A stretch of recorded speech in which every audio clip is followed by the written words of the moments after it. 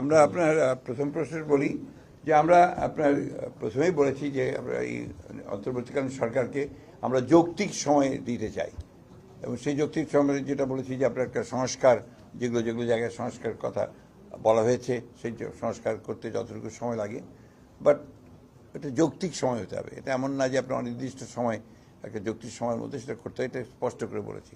দ্বিতীয় হচ্ছে ইলিয়াস আলী সাহেবের ব্যাপারে আমরা প্রথম থেকেই আমরা প্রচণ্ড উদ্বিগ্ন।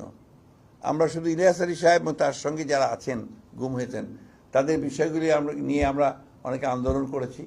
আমরা আপনার হিউম্যান রাইটস যে আপনার কমিশন আছে বিদেশে অর্থাৎ ইউনাইটেড নেশনসের তাদের কাছে আমাদের প্রেজেন্টেশন গেছে এবং দিয়েছি। ইতিমধ্যে তাদের কমিটিও এসছে, আমার মনে হয় ভাবি জানেন বোধ হয়।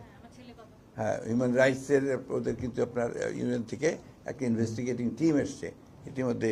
আপনার যারা গুম হয়েছেন তাদের সন্তানদের সঙ্গে স্ত্রীদের সঙ্গে তারা কথা বলতে শুরু করেছে। আমরা নিজের পার্টি থেকে কিন্তু নট অনলি গভর্নমেন্ট দিয়েছিলাম, আমরা নিজের পার্টি থেকেই চিঠি দিয়েছি, অসংখ্য জায়গায় আমরা চিঠি দিয়েছিলাম। তারই ফলশ্রুতিতে আজকে কিন্তু আপনার এই বিষয়গুলো আসছে। সুতরাং আমরা এখনও আশাবাদী যে এইগুলো আপনার সুস্পষ্ট ইনভেস্টিগেশন আমরা পাবো। এখন ইলিয়াস আলী সাহেব বেঁচে আছেন কি বেঁচে নেই এটা আমরা এখনও বলতে পারছি না, কারণ আমাদেরকে কর্তৃপক্ষ যারা যারা রেসপন্সিবল এটার জন্যে, আর্মি অথবা আপনার পুলিশ, তারা এখন পর্যন্ত স্বরাষ্ট্র মন্ত্রণালয় তারা এখন পর্যন্ত আমাদেরকে সুনির্দিষ্টভাবে কোনো কিছু বলেনি।